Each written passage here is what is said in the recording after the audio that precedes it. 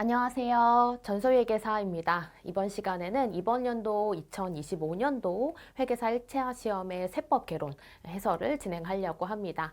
먼저 시험 보신 분들 너무 고생 많으셨고요. 좋은 결과 있으시길 바라겠습니다. 그리고 세무사 시험 준비하시는 분들 같은 경우에 있어서는 그해 연도에 회계사 시험이 먼저 치러지기 때문에 회계사 시험 기출문제를 꼭 풀어보고 가라고 말씀드리기 때문에 이번 영상을 꼭 시청해 주셨으면 좋겠습니다. 그러면 먼저 이제 이번 2025년도 회계사 1차 시험 같은 경우에 있어서는 이 세법개론이 조금 까다롭게 출제되었다라는 평을 가지고 있고요. 그리고 난이도에 있어서는 조금 어려운 편이었다라고 볼 수 있을 것 같아요. 그리고 특히나 이제 계산 문제보다는 말 문제에 있어서 좀 지엽적인 문장이거나 기출되지 않았던 문장들이 등장하면서 당황스러운 면이 있었을 것 같습니다. 그러면 바로 들어가 보도록 하겠습니다. 먼저 1번부터 5번까지는 국기법 문제잖아요. 말 문제 같은 경우에 있어서는 답만 바로 찾고 넘어가는 걸로 할게요. 1번부터 보겠습니다. 1번 국세기본법상의 총칙에 관한 설명이다. 옳지 않은 것을 고르는 문제였고요.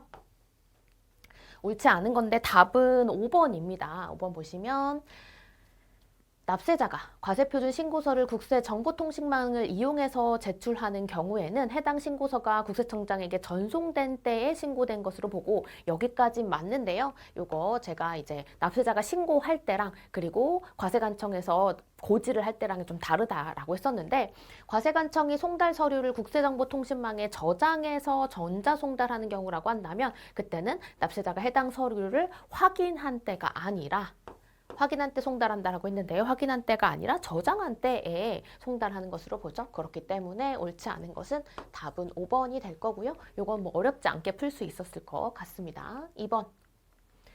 계속해서 국기법 문제인데요. 국기법상의 납세 의무의 승계, 연대 납세 의무, 제2차 납세 의무에 관한 설명이다. 옳지 않는 것을 찾는 문제인데요. 요거는 답은 2번이 답이 됩니다. 일단 요 영농영어조합법인 같은 경우에 있어서 올해 개정이 되면서 새로 들어간 부분이 있는데 그거는 이 납세 의무의 승계나 연대 납세 의무, 뭐 제2차 납세 의무 이런 것들 같은 경우에 있어서 그러니까 납세 의무를 제2차 납세 의무를 부담을 할 때 누가 부담을 하는 것이냐, 누가 못 냈을 때 누가 부담하는 것인지에 대해서 명확하게 알고 있어야 된다고 했었죠. 지금 이 문장은 법인이 제2차 납세 의무를 지는 건데요. 요 영농영어조합법인이 영농영어조합법인에 대해서 과점주주가 요 제2차 납세 의무를 부담하는 거에 대해서 문구가 새로 들어간 부분이 올해 개정된 것이 있지만 요거는 반대입니다. 법인이 이런 무한책임 사업이나 과점주주가 못 낸 거에 대해서 대신 납부하는 제2차 납세 의무를 지는 건데 거기에는 영농영어조합법인에 대해서는 없습니다. 따라서 법인의 무한책임 사원이나 과점주주가 못 낸 거에 대해서 법인이 낸 것만 있고 이 반대의 경우에 과점주주가 못 낸 거 이 영농영어조합법인이 못 낸 거를 과점주주가 내는 것이 있는 것이고 여기까지. 그래서 요거는 새로 들어온 문장이긴 한데 이제 반대의 경우에만 적용되는 것이다. 여기서 요 2번이 틀린 문장이 될 거고요. 넘어가서 문제 3번. 국세기본법상의 납세 의무의 성립, 확정 및 소멸에 관한 설명인데요. 옳지 않는 것을 찾는 문제고요. 요거는 답이 1번입니다. 1번 보면 중간연합하는 소득세는 중간연합한 기간이 끝나는 때에 성립하고 그리고 이 성립하는 때 특별한 절차 없이 확정되는 걸 자동 확정이라고 하는데 소득세 중간연합 같은 경우에는 자동 확정되는 세목이 아니거든요. 그래서 답은 1번이고요. 문제 4번으로 갑니다. 국세기본법상의 수정신고, 경정청구, 기한 후 신고에 관한 설명이다. 이것도 옳지 않는 것을 찾는 문제인데요. 답은 이것도 1번이네요. 보시면 국내 원천 이자 소득만 있는 비거주자의 소득에 대해서 최초 신고와 다르게 조세조약에 따른 상호 합의가 이루어져서 세액에 감액된 경우라고 한다면 이 경정청구는 원천징수 대상자만 가능하다라고 했는데 보통 이렇게 한정적인 경우라고 한다면 틀리는 경우가 많죠. 원천징수 대상자뿐만 아니라 이 원천징수 의무자도 가능하도록 되어 있습니다. 그래서 옳지 않은 것은 1번이 될 거고요. 넘어가서 문제 5번은 이제 국기법 상에서도 계산 문제가 가끔 요런 국세와 채권 간의 관계, 우선순위 요런 거에 있어서는 계산 문제가 나올 수 있다라고 했었고, 그리고 요쪽 파트에서 최근에 전세 사기 등으로 인해서 개정이 많이 이루어졌기 때문에 제가 여기에서 최근에 개정된 부분에 대해서는 추가적으로 객관지세법에서 그 국기법 공개 강의 진행을 할 때 약간 심화되는 이론으로 뭐 노랭이에 있는 예제까지 같이 해가지고 좀 정리되는 시간을 가지고 있었어요. 그게 드디어 이제 개정된 지는 좀 됐는데 드디어 출제가 된 겁니다. 그래서 보시면 조금 어려울 수 있었죠. 왜냐면 법 문구 자체가 조금 복잡하고 그렇게 되어 있기 때문에 그거를 적용해서 계산 문제를 푸는 거라서, 거주자 갑은 부가가치세를 체납한 상태에서 A은행에 저당권이 설정된 주택 X를 이제 2024년 5월 15일 거주자 을에게 양도를 합니다. 그러니까 거주자 갑이 가지고 있던 주택을 을에게 이 양도를 하는데, 주택 X죠. 이 X에 대해서 이제 현 소유자는 을이지만 갑이 체납한 세금 같은 것들도 있고, 또 담보대출을 받고 했을 때 이제 을의 소유자의 입장에 있어서 얘가 뭐 세금도 안 내고 해서 요 주택 X를 경매에 넘겼을 때, 그랬을 때 이제 어떻게 채권이 배분되느냐랑 관련된 건데요. 보시면 거주자 을은 이 소득세와 종합부동산세를 체납한 상태이며 이렇게 되어 있죠. 그리고 을의 소득세와 종합부동산세를 징수하기 위한 관할세무서장이 이제 X를 압류해서 2025년 1월 5일에 8천만 원에 매각을 했는데, 이걸 어떻게 배분받을 거냐라는 문제입니다. 주택 X의 매각 금액 중에서 A은행이 회수할 수 있는 금액으로 옳은 것은 했어요. A은행이 회수할 수 있는 금액. 자, 보시면 먼저 갑이 부가세를 체납한 상태에서 법정기일 24년 1월 25일이죠. 그런 다음에 요거를 5월 15일에 이 거주자 을에게 양도를 했습니다. 그리고 을이 체납한 세금은 소득세와 종부세가 있는데요.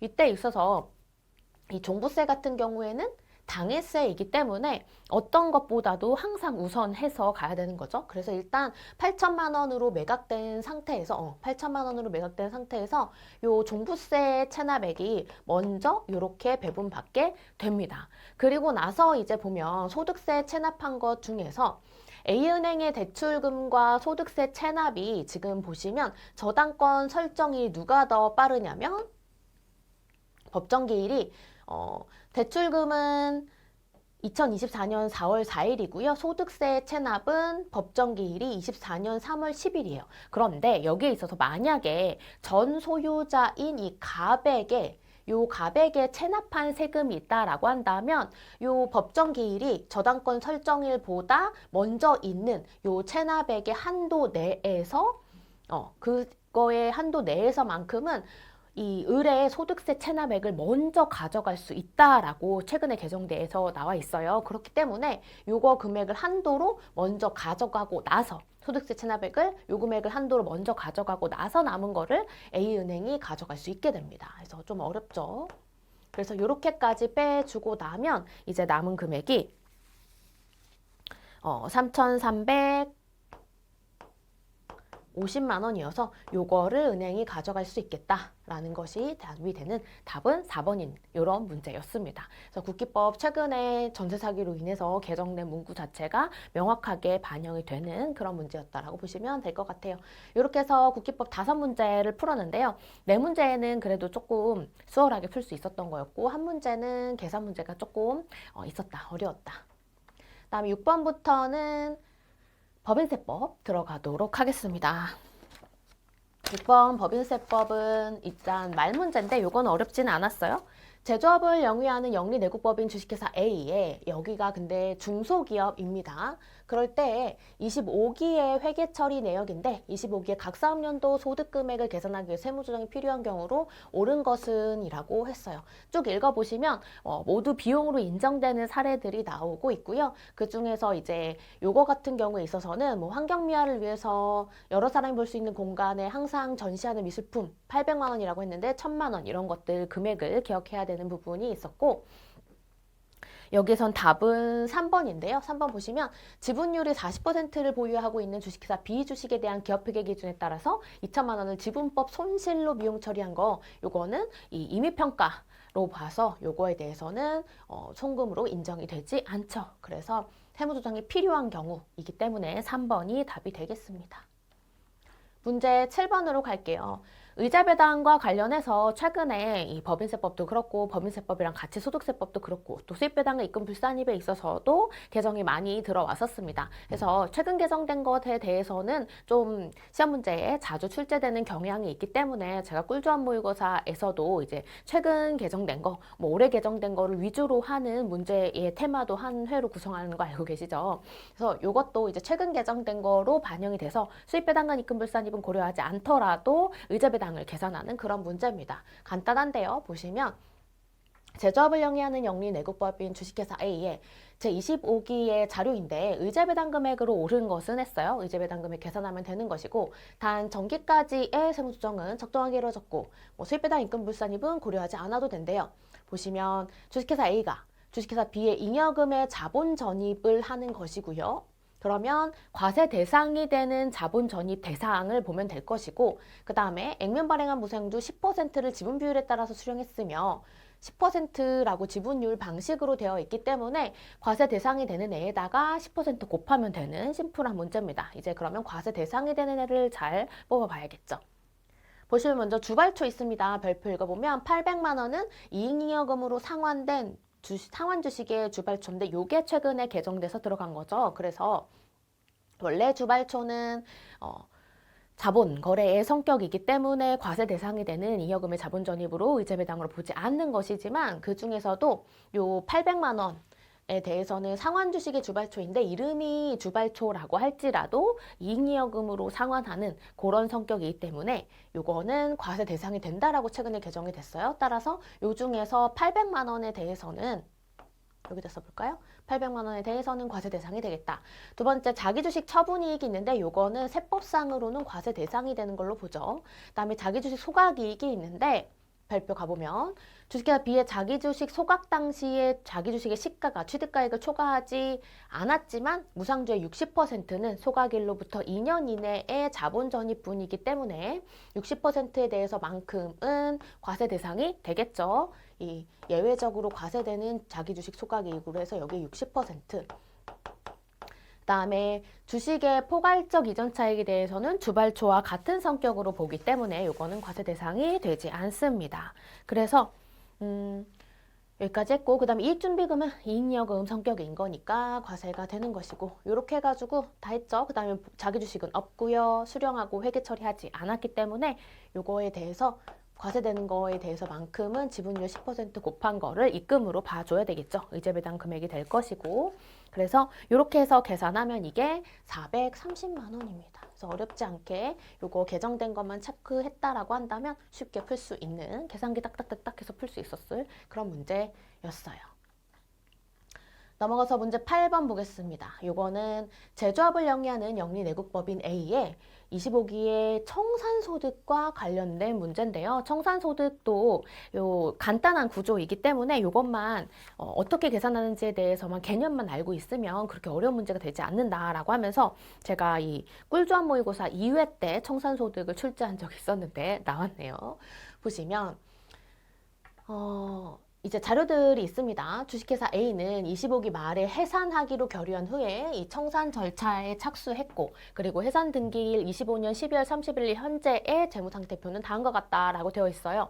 그리고 그러면 이제 재무상태표에 따라서 요거를 다 팔 거는 팔고 뭐 채무는 갚고 이렇게 하게 되겠죠. 그때 재고자산 건물 토지를 각각 얼마에 환가하냐면 6천만 원, 1억 5천 그리고 3억 원으로 환가했고 차입금은 1억 5천에 상환을 했다라고 되어 있습니다. 그러면 다 팔고 갚고 하고 나서 남은 금액으로 이제 이 세법상의 자본과의 차이 금액에 대해서 청산소득이 과세가 될 텐데 먼저 6천에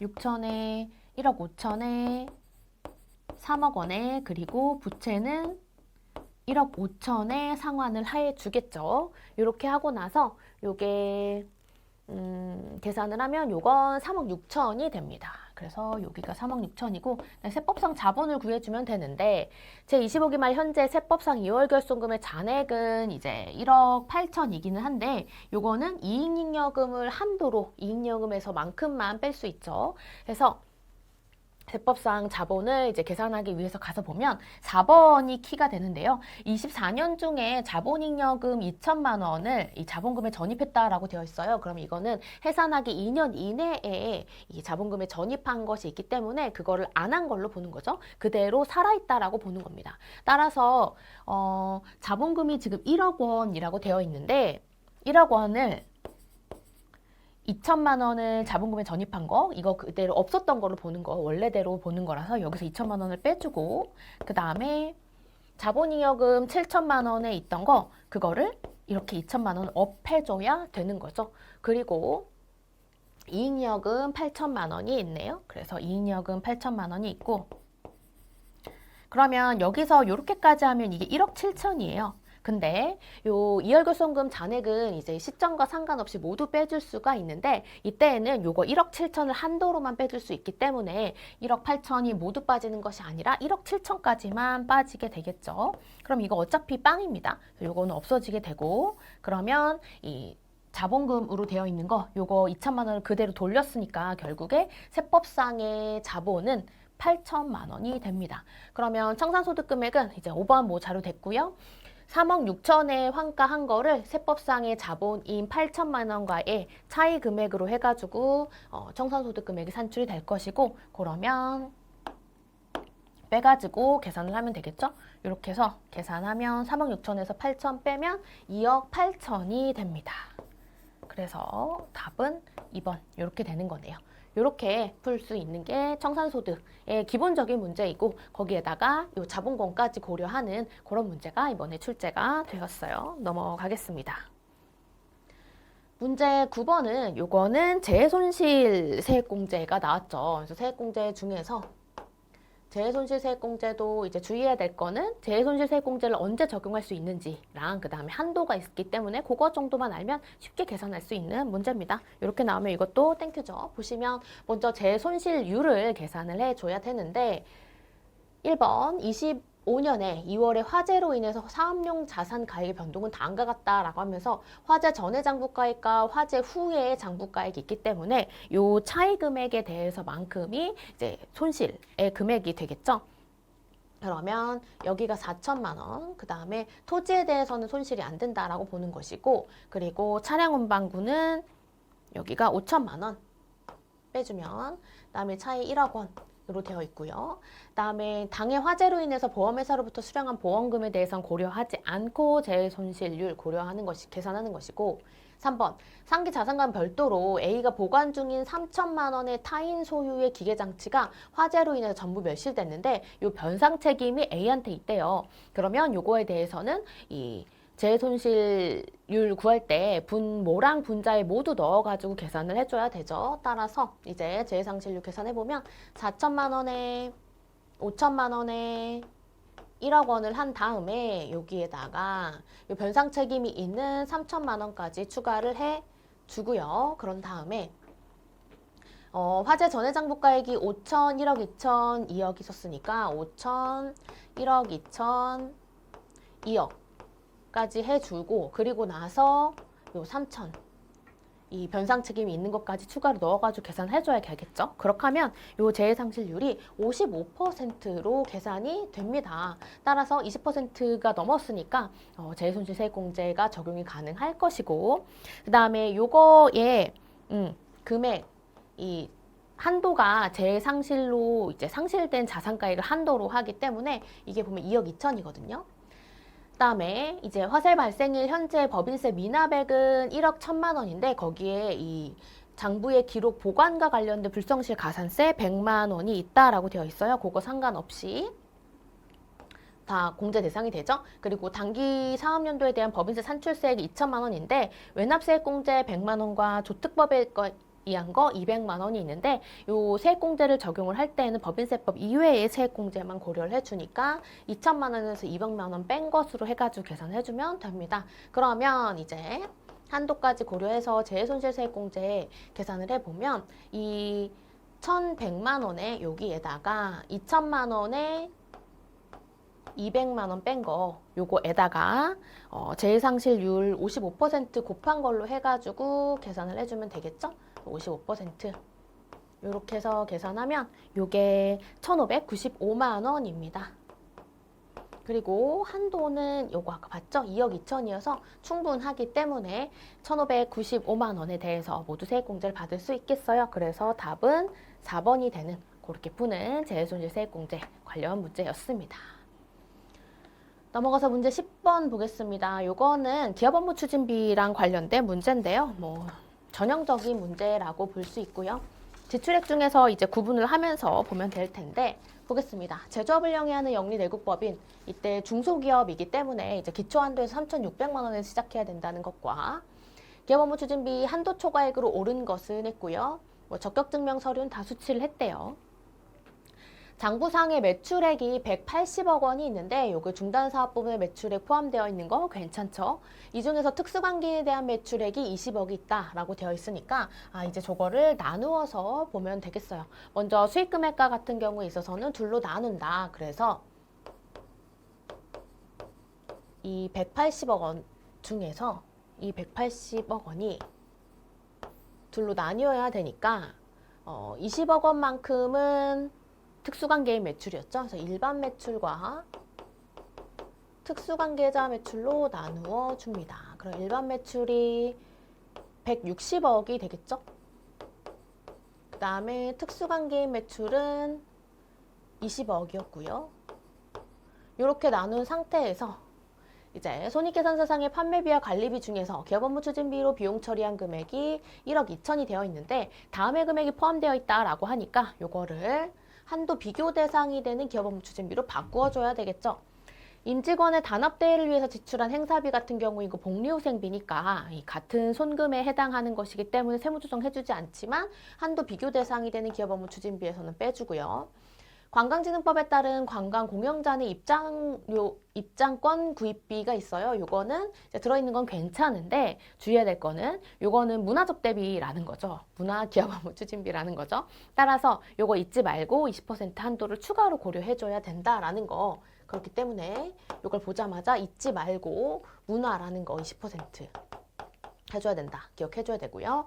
전통시장에 신용카드로 결제한 접대 목적의 과일구입비가 있는데 이거 전통시장에 지출한 기업업무 추진비에 대해서는 또 추가 한도 10% 해주는 거 최근에 개정이 됐죠? 요거까지 또 고려해 줄 수 있어야 되겠다. 요렇게. 그럼 이제 수익금액에 관한 적용률은 다음과 같다라고 되어 있어서 근데 이제 100억을 초과하는 부분 요 1000분의 2에 대해서만 주어졌어요. 그러면 1000분의 3 부분은 저희가 알아서 이제 100억 밑에 거에 대해서는 우리가 알아서 적용을 해줘야겠죠. 그리고 뭐 4번 자료에는 한도의 50% 축소 대상 범위는 아니다라고 되어 있습니다. 그러면 이제 한도 비교 대상이 되는 기업업무 추진비의 금액은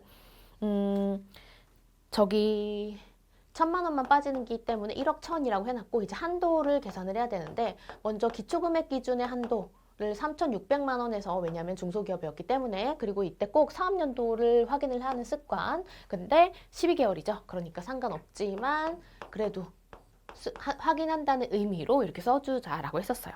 그리고 이제 수익금액 한도를 계산해 보면 되는데 여기서 100억을 먼저 넘나들고 있기 때문에 100억 원 부분에 대해서는 먼저 빼서 1000분의 3을 해주고 그 다음에 100억을 넘는 애에 대해서 저 60억은 다시 이렇게 해서 1000분의 2를 해준 다음에 그 다음에 이제 특수관계인 매출 부분에 대해서는 20억 원을 1000분의 2로 해주고 20억을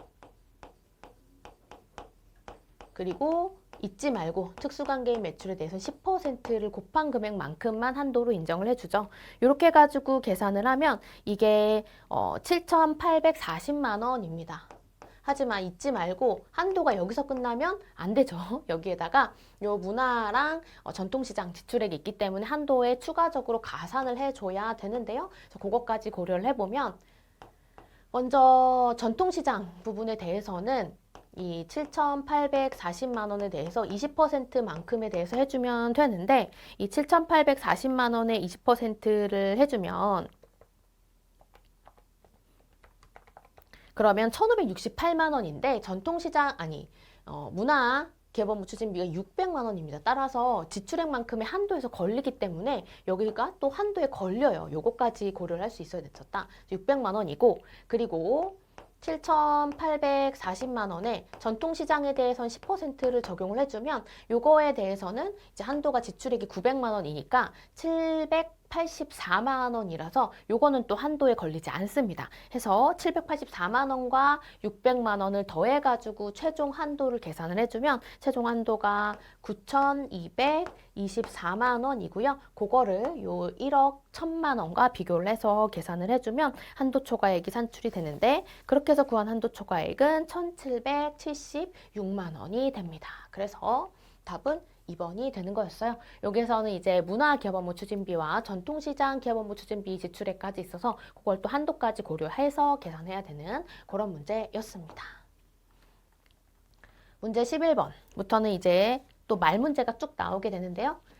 법인세법상 자산의 취득가액 및 손익의 귀속 시기랑 관련한 설명인데 옳지 않은 것을 찾는 문제였는데요. 사실 여기에 나오는 문장은 조금 답으로 된 게 지역적인 문장인데 답은 3번입니다.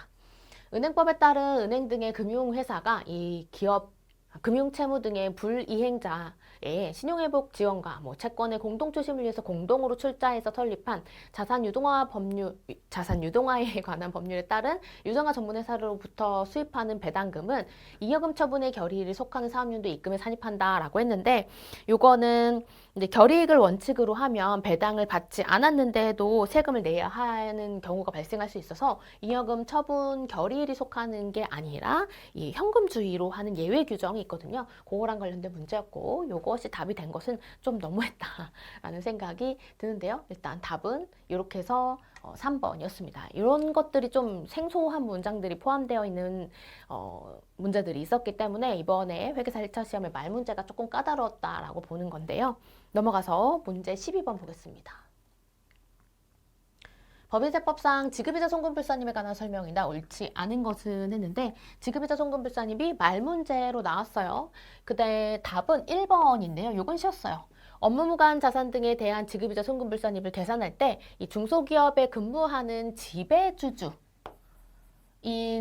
직원에 대해서 주택 구입 또는 전세 자금의 대여익은 특수관계인인 가지급금에 포함하지 아니한다라고 했는데 중소기업인 경우라고 한다면 원래는 주택 구입 또는 전세 자금 대여액에 대해서는 가지급금에 포함하지 않지만 지금 이 지배주주인 직원이기 때문에 포함을 하는 거죠. 그래서 틀린 거 답은 1번이었고요. 바로 넘어가서 문제 13번 보겠습니다. 법인세법상 중간예납에 관한 설명이다. 이것도 옳지 않는 것을 고르는 문제였고요. 답은 5번인데요. 직전 사업연도 산출세액을 기준으로 하는 방법을 적용해서 중간예납세액을 계산할 경우에 이 직전 사업연도에 대한 법인세로서 확정된 산출세액에는 토지 등 양도소득에 대한 법인세액은 포함하나 가산세는 포함하지 않는다라고 했는데 가산세는 포함하고요. 요 토지 등 양도소득에 대한 법인세는 포함하지 않죠. 그래서 틀린 문장이 되겠고요. 요거 예외적인 요런 세금에 대해서는 포함하지 않고 그런 것들은 조금 쉽게 우리가 자주 있는 그런 지문들이죠. 그래서 이거 어렵지 않게 찾을 수 있으실 것이고 문제 14번은 요거는 토지 등 양도소득에 대한 법인세랑 관련해서 말 문제로 나왔는데요. 요거 같은 경우에 만약에 계산 문제로 나오면 율만 알면 굉장히 쉽게 풀 수 있기 때문에 요거 가져가자라고 하면서 여긴 근데 좀 상세하게 이 말 문제의 이제 요건이 되는 것들까지 조금 나오기는 했는데요. 제가 요 토지 등 양도소득에 대한 법인세를 계산 문제로 해서 꿀조합 1회에 출제를 했었어요. 그때 한번 내용 보셨다면 그래도 좀 가져갈 수 있지 않았을까 싶은데 보시면 옳은 것을 찾는 문제인데요. 답은 일단 이 4번이 됩니다. 4번을 보시면 저당권의 실행으로 인해서 취득한 주택을 취득일로부터 2년 6개월 보유한 후라고 해서 요 저당권의 실행으로 인해서 내가 취득하려고 했던 것이 아니라 이제 빚을 안 갚아가지고 대신에 내가 빌려준 돈, 매출 채권 이런 걸 회수를 못 해가지고 대신에 저당권의 실행으로 인해서 주택을 취득하게 됐다라고 하면 3년 이내에 보유한 금액에 대해서는 보유하고 양도에서 발생한 소득에 대해서는 토지 등 양소득에 대한 법인세 과세 대상에 해당하지 않거든요. 예외 대상으로 이렇게 밑에 요점북에서 나열하고 있던 그 부분 중에 하나인데 3년 이내인 2년 6개월이기 때문에 과세 대상에 해당하지 않습니다. 그래서 답은 4번이 되는 그런 문제였어요. 넘어가겠습니다. 문제 15번은 다시 계산 문제가 되는데요. 요거는 뭐 어렵지 않습니다. 보시면 이제 세무조정을 쭉쭉쭉 하면 되는 그런 문제인데요. 15번 제조업을 영위하는 영리내국법인 주식회사 A의 제25기 세무조정 관련된 사항인데 법인세 과세표준 및 세액조정 계산서에 기재될 차가감 소득금액으로 옳은 것은 이라고 되어 있어요. 차가감 소득금액을 물어보고 있는 것이기 때문에 쭉쭉쭉쭉 해가지고 그냥 답을 고르면 되는 그런 건데요. 보시면 손익계산서상의 당기순이익 1억 원에서 시작해서 비용으로 처리된 사업용 공장에 대한 재산세에 대해서는 인정하니까 세무조정 없고요. 특례기부금 한도 초과액은 송금불산입 되지만 지금 우리 차가감 소득금액을 구하는 것이기 때문에 요거는 그 밑에서 고려되는 거니까 요거는 세무조정을 여기서 지금 차가감 반영하는 데는 고려하지 않죠. 요거 주의했어야 됐었고 그다음 비용으로 처리된 법인세에 대해서는 송금불산입 기타사 유출해주죠. 그래서 800만 원. 다음에 수익으로 처리된 국세 과호납금 환급금 이자는 보상적 성격이기 때문에 과세되지 않습니다. 입금불산이. 자본으로 처리된 자기주식 처분이익에 대해서 세법상으로는 과세 대상이 되어 있으니까 입금 산입을 해줘야 되고요. 수익으로 처리된 정기예금 미수이자인데 요거는 정기예금 미수이자이기 때문에 원천징수 대상의 미수이자에 대해서는 입금으로 인정되지 않잖아요. 그래서 요거에 대해서는 입금불산입. 그리고 비용으로 처리된 대표이사 정친의 기부금은 빚성 기부금이니까 모두 송금불산입을 해줘야 됩니다. 그래서 기부금과 관련된 거 이제 한도랑 관련된 게 아니기 때문에 얘는 차가감 계산하는데 넣어주죠. 그래서 송금불산입 500만 원이 여기 고려를 해주면 되고요. 이렇게 해서 1억 원에서 800만 원 더하고 200만 원 빼고 900만 원 더하고 400만 원 빼고 500만 원 더하고 해서 하면 1억 1,600만 원이 되어서 바로 계산 문제 탁탁 그 계산기 탁탁탁탁 두드려서 계산할 수 있었던 문제는 답은 2번이 되겠습니다. 문제 16번은 법인세법상의 사업연도 납세지에 관한 설명을 옳지 않는 것을 찾는 문장인데 요거는 자주 나왔던 그 지문이 답이 되었어요. 답은 16번은 2번인데요. 납세지가 변경된 법인이 부가가치세법에 따라서 그 변경된 사실을 신고한 경우에는 부가가치세법에 따라서 변경 신고했다면 법인세법에 따른 절차는 하지 않아도 된다라는 거 잘 아는 문장이죠.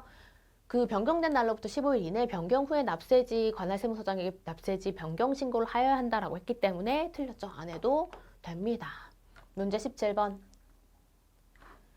제조업을 영위하는 영리내국법인 주식회사 A에 25기에 발생한 상호 독립적인 자료인데 A가 세무조정을 할 경우에 세무조정을 할 금액의 순액으로 옳은 것은 이라고 했습니다. 그러면 요거는 이제 하나씩 보시면 되는데 요것도 어렵지 않게 풀 수 있는 문제예요. 보시면 보통주 유상증자를 실시하고 발행주식의 액면가액 1억 원을 초과하는 1,200만 원까지 포함해서 주주로부터 현금을 수령한 1억 1,200만 원을 회계상 모두 자본금으로 계상했다. 그래서 자본거래에 의해서 더 많이 받은 거 그거는 자본거래이기 때문에 추가적으로 수익 계상하지 않으니까 뭐 할 거 없고 2번 특수관계가 없는 주식회사 B로부터 무상으로 받은 토지의 회계 처리를 누락해서 이 토지의 시가는 1,500만 원이고 그다음에 주식회사 A는 세무상 이월결손금이 없다라고 했기 때문에 자산 수증 이익에 대해서 입금 산입해줘야 되겠죠. 해서 입금 산입 1,500만 원. 그다음에 3번 제24기 결산상에 누락된 외상매출금 700만 원을 입금 산입 유보로 세무조정해왔고 24기에 해당 외상매출금의 700만 원 회수해서 자비익으로 계상했다라고 했는데 이거는 이미 24기에 이 700만 원에 대해서 과세가 됐기 때문에 추가적으로 과세되면 안 되는 2월 입금입니다. 따라서 이 700만 원에 대해서 자비익으로 처리한 거는 입금 불산입을 해줘야겠어요. 그래서 입금 불산입 700만 원 빼주고 기업회계 기준에 따른 유형자산 재평가 이익 2천만 원에 대해서 기타 포괄 손익으로 회계 처리했다라고 했는데 재평가 자산 재평가에 해당한 것이기 때문에 인정되지 않지만 그걸 기타 포괄 손익으로 회계 처리했으니까 입금 산입 기타 해주고 입금 불산입하는 두 줄 세무조정이 나오는 거라고 해서 나오는 사항이라서 손익 효과는 없습니다. 이 순액을 구하라고 했기 때문에 효과는 없어요. 따라서 이거는 고려하지 않고 그냥 효과 없겠구나 해서 더하기 1,500만 원 빼기 700만 원만 고려해주면 됩니다. 그러면 순액은 이 800만 원 플러스가 될 거고요. 따라서 답은 1번이 되는 그런 문제였어요. 그래서 어렵지 않게 이것도 읽자마자 바로 탁탁탁탁 할 수 있는 그런 문제였고요.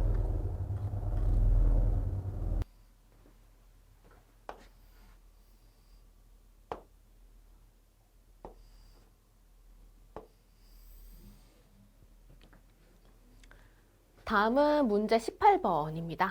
18번은 요거 일시삼각 충당금과 관련된 계산 문제가 나왔습니다. 그래서 충당금 쪽에서는 요거가 제일 좀 중요하지 않은 충당금으로 분류되어 있기 때문에 요거를 내용을 잘 안 보신 분이라고 한다면 풀 수가 없었을 그런 문제였을 것 같은데요. 보시면 제조업을 영위하는 이 영리내국법인 주식회사 A의 제25기의 일시삼각 충당금 관련된 자료인데 25기 말에 이 일시삼각 충당금의 마이너스 유보 잔액으로 오른 것은 했습니다.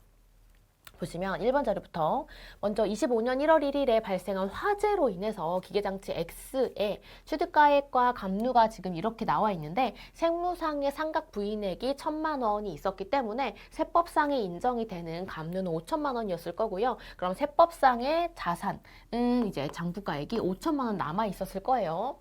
그럴 때 기계장치 X에 대한 보험금을 8천만 원을 수령한 후에 4천만 원을 영업외 수익으로 회계 처리했다라고 되어 있어요. 그러면 이 세법상으로 보험 차익을 먼저 구한 다음에 그것과 관련해서 보험 차익과 관련된 일시삼각 충당금을 설정하는 금액까지 구해봐야 될 텐데요. 그러면 수령한 보험금은 8천만 원이고 세무상의 이 자산 금액은 5천만 원이 잔액이었기 때문에 3천만 원이 보험 차익에 해당이 될 거고요. 이 중에서 이 25년 7월 1일에 보험금 수령액 중에서 7천만 원을 동일 종류의 기계장치 Y를 취득해서 사업에 사용하기 시작을 했는데 상각비로 1,000만 원 계상했다라고 되어 있죠. 이때 그러면 8천만 원을 받아놓고 1,000만 원을 안 쓴 7천만 원에 대해서 이 기계장치를 동일한 종류의 기계장치 Y를 취득을 했기 때문에 미사용 금액은 빼가지고 일시삼각 충당금을 설정을 해야겠죠. 따라서 여기서 이제 보험 차익 중에서 미사용액을 뺀 2천만 원에 대해서 일시삼각 충당금을 설정을 할 거예요. 그러면 이 일시삼각 충당금 설정의 잔액을 구하는 것이기 때문에 먼저 송금산이 2천만 원 해서 설정을 해놨겠죠. 그런 다음에 이제 요걸 환입하는 거를 고려를 해줘야지 될 텐데 먼저 세법상의 감가상각비에 대해서 한도시 부인을 먼저 해주고 세법상의 텍스 비율로 해가지고 환입액 구하는 거 아시죠? 그거까지 고려해주는 거, 환입액까지 계산해주는 거 아는지를 물어보는 그런 문제였어요. 그러면 세법상의 감가상각비를 계산을 해보시면 지금 취득일 7월 1일인 거 주의하시면서 계산을 하면 됩니다. 취득액이 7천만 원이고 감가상각비는 취득액이 7천만 원인데다가 상각률은 0.2 적용을 하면 되고요. 거기에다가 이 7월 1일 취득이기 때문에 12분의 6까지 해서 계산을 해주면 세법상의 감가상각비는 이게 700만 원으로 산출이 됩니다. 그러면 요 2천만 원 중에서 취득액은 7천만 원이었고 세법상의 감가상각비가 700만 원이니까 요만큼에 대해서만큼 환입이 이루어질 거예요. 요거에 대해서 계산을 해주면 이게 200만 원이 되네요. 이게 10%니까 200만 원이죠. 200만 원이니까 요게 환입액으로 계산이 될 것이고 그러면 우리는 요 200만 원 환입액이니까 이렇게 하면 1,800만 원이 단기 말에 잔액으로 남게 될 겁니다. 해서 일시삼각 충당금과 관련된 자료의 마이너스 유보 잔액은 1,800만 원이죠. 마이너스로 물어봤으니까. 그래서 답은 1번. 이렇게 되는 일시삼각 충당금 관련된 문제였고요. 넘어가서 19번은 요거는 감가상각비랑 관련된 문제인데 감가상각비 중에서 제가 요 감가상각비는 나올 수 있는 주제들이 조금 그냥 일반적인 한도시부인 뿐만 아니라 다양하다라고 했었어요. 그래서 제가 꿀조합 모의고사 1회에서 이제 방법을 변경하는 거 그런 거 출제를 했었는데 요 내용연수 변경이랑 방법을 변경하는 거 둘 다 같이 나오면서 건물과 차량 운반구로 해가지고 나왔죠. 그래서 이것도 풀어보면요. 제조업을 영위하는 영리내국법인 주식회사 A의 제25기의 사업용 자산과 관련된 자료라고 되어 있고 해당 자산의 감가상각비 관련된 이 세무조정이 주식회사 A의 제25기 각4학년도 소득금액에 미친 영향으로 오른 것은 했습니다. 전기까지 세무조정 적정하게 이루어졌고 건물이랑 차량 운반구에 대해서 나오고 있고요. 취득일 24년 1월 1일에 둘 다 취득했고 정액법, 정률법 뭐 이렇게 자료 있습니다.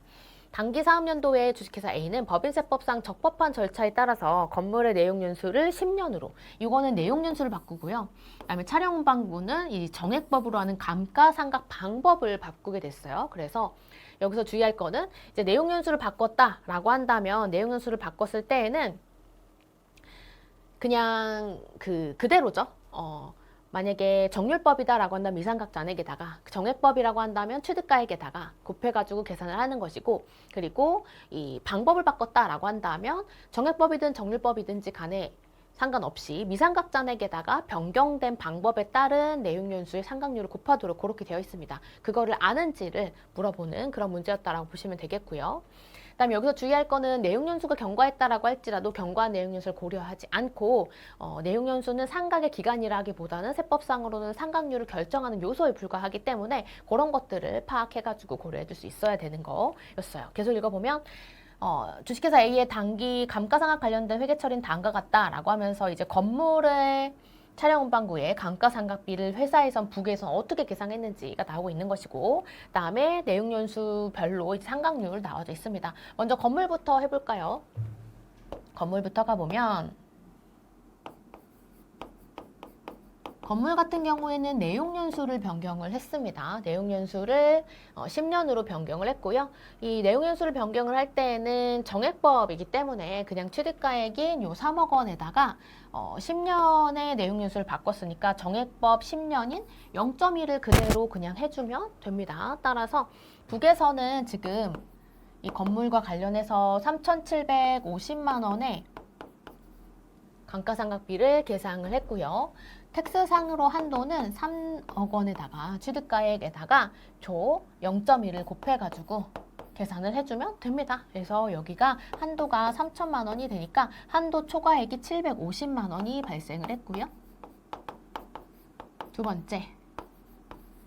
번째는 차량 운반구인데 차량 운반구는 방법을 변경을 했어요. 방법을 변경했을 때는 미상각 잔액을 계산을 해가지고 고려를 해줘야 되는 거라서 미상각 잔액을 할 때는 정률법 할 때랑 동일하게 좀 자료를 정리해줘야지 할 수 있겠죠. 지금 전기까지의 정기말, 그러니까 25년 1월 1일 현재의 사업용 자산의 내역이 지금 이렇게 나와져 있어서 취득가액에다가 감가상각 누계액이 있고 그 다음에 상각부인액이 얘는 없네요. 따라서 이제 미상각 잔액을 고려할 때 별로 신경 쓸 게 없네요.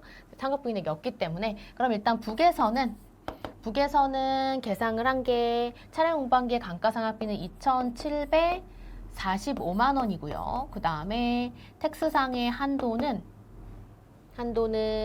취득가액에서 상각 누계액 9,020만 원이고, 그리고 우리 원래 정률법 할 때에 미상각 잔액 구할 때 어떻게 하죠? 그거 그대로 해가지고 적용을 해주면 단기 즉시 이제 그거 더해주고, 그 다음에 기초유보 더해주는 건데 지금 다 고려할 게 없죠. 그래도 우리가 알고 있는 그 왁구 그대로 적용하기 위해서 이렇게 해주고, 여기에다가 이제 변경된 방법이 차량 운반부의 감가상각법을 정액법으로 변경했고 신고 내용 연수가 5년입니다. 따라서 5년 정액법인 0.2를 곱해가지고 해주는 것까지 반영을 해줘야 되겠죠? 그래서 0.2 해서 계산을 해주면 태법상의 한도는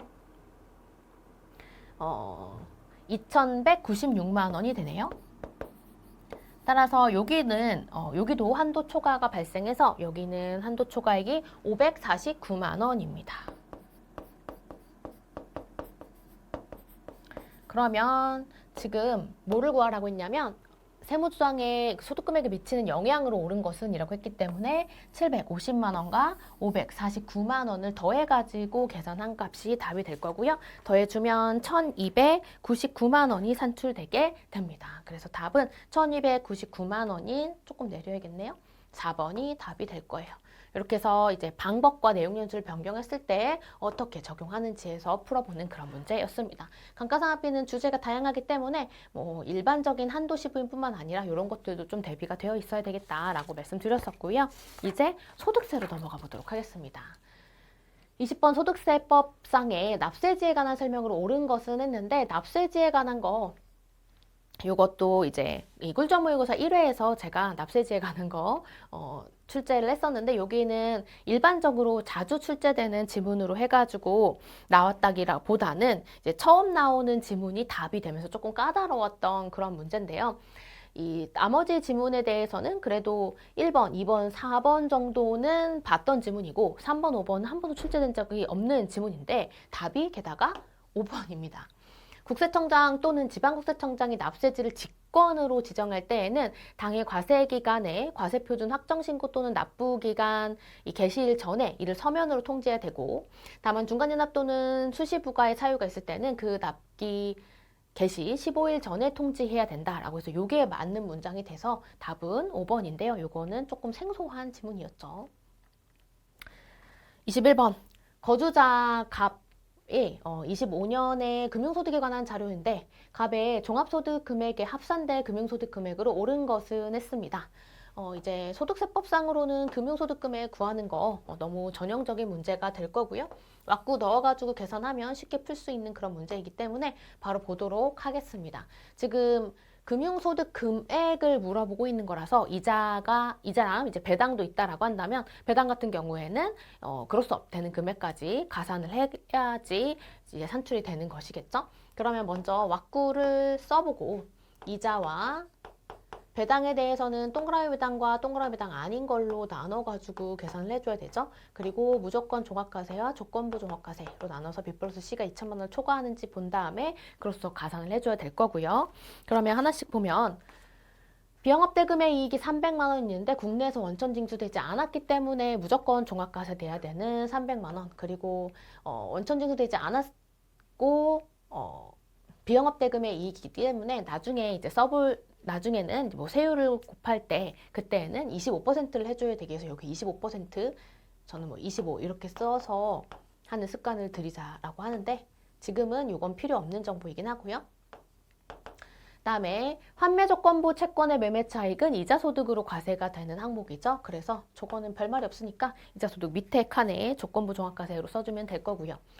3번 비상장 내국법인이 지급한 무상주 1000주가 있는데 이때 이익잉여금의 자본전입이 이해한 것이고 주당 액면가 5,000원 1000주니까 이익잉여금의 자본전입은 무상주 의제배당으로 과세가 될 거예요. 1000주에 5,000원 하면 500만 원이 될 것이고 그거는 일반적으로 그냥 배당에 뭐 종합과세 무조건 종합과세 대상이 된다는 그런 사유가 없으니까 여기에 써주면 될 겁니다. 그 다음에 출자공동사업자로 받은 분배배당 소득이 있네요. 그러면 여기 저는 D로 표현을 하는데 여기다 써주고 이따가 이 종합금융소득 금액을 계산을 할 때 이거 잊지 말고 더해줘야 되는 거 잊지 않아야 되겠고 그 다음에 상장 내국법인이 지급한 현금배당금 100만 원이 있는데 이거 별말 없으니까 동그라미 배당으로 들어가는 것이고 소득세법 시행령상의 집합투자기구로부터 이익의 1,800만 원이 있는데 이건 일단 배당소득으로 과세가 되고 그로스업이 되지 않는 그 동그라미 배당이 아니죠. X로 분류를 할 건데 2,800만 원 중에서 과세 대상이 되는 애는 상장 주식의 매매 차익은 아니고 배당 소득에 대해서는 과세가 되니까 일단 동그라미 배당 아닌 데다가 1,500만 원만 과세가 되는 걸로 라고 되어 있으니까 국내에서 지급받은 거 그럼 여기로 가야 줘야 되겠죠. 이렇게 해가지고 하면 다 끝났습니다. 그러면 이 300만 원, 400만 원, 600만 원, 1,500만 원 해서 B 플러스 C를 계산을 하면 여기가 2,800만 원이에요. 여기 다 더해주면 그러면 B 플러스 C가 2천만 원을 초과했기 때문에 우리는 귀속법인세 가산을 해줘야 될 텐데 동그라미 배당에 해당하는 거 600만 원이죠. 요거랑 미니멈 600만 원이랑 그 다음에 2,800만 원 여기에서 2천만 원을 우리가 기준으로 하고 있으니까 둘 중에 작은 거 여기가 800만 원이기 때문에 둘 중에 작은 건 어디서 걸리냐면 600만 원에 걸리게 될 것이고 여기에다가 10% 곱해서 귀속법인세를 가산을 해주는 거죠. 그러면 이렇게 해가지고 구하면 이제 금융소득 금액이 2,800 60만 원이 되는데 여기 600만 원에다가 10% 더한 게 60만 원이니까 2,860만 원이 되는데 여기서 잊지 말고 뭐 해야 돼요? 금융소득 금액을 구할 때는 요 출자공동사업자의 배당소득까지 있을 때는 요거까지 합한 걸로 해가지고 구해줘야 되겠죠? 그러면 3,960만 원이 답이 될 겁니다. 그래서 3,960만 원이 답이 되니까 답은 4번이 될 거네요. 그리고 요거를 고려하지 못하는 부분을 생각해서 2,860만 원이라는 요거가 답이 있다라는 거. 그래서 이거를 깜빡했다라고 한다면 틀리기 좋았겠죠. 오답이 나올 수도 있는 그런 것까지 함정에 있는 그런 문제였습니다. 근데 이제 금융소득 금액은 너무 전형적인 문제였기 때문에 어렵지 않게 풀으실 수 있었을 것 같고요. 계속해서 22번. 소득세법상 사업소득에 관한 설명이다. 옳지 않은 것은 했는데 이거는 최근에 개정으로 인해서 들어온 문구가 답이 되는 걸로 됐습니다. 답은 5번인데요. 부가가치세법상 이 시행령에 따른 조제 용역의 공급으로 발생하는 사업소득 중에서 기획재정부령으로 인해서 정하는 바에 따라서 계산하는 의약품가액이 차지하는 비율에 상당하는 소득은 원천징수 대상 사업소득이다 라고 했는데 요거 이 의약품 가격이 차지하는 비율에 상당하는 것은 제외하는 것으로 최근에 개정해서 들어왔죠. 요점북에서도 제가 사업소득 쪽에서 밑에 요 문구를 개정된 거 넣어놨던 게 기억이 나는데 그게 출제가 되었습니다. 답은 5번이었고요.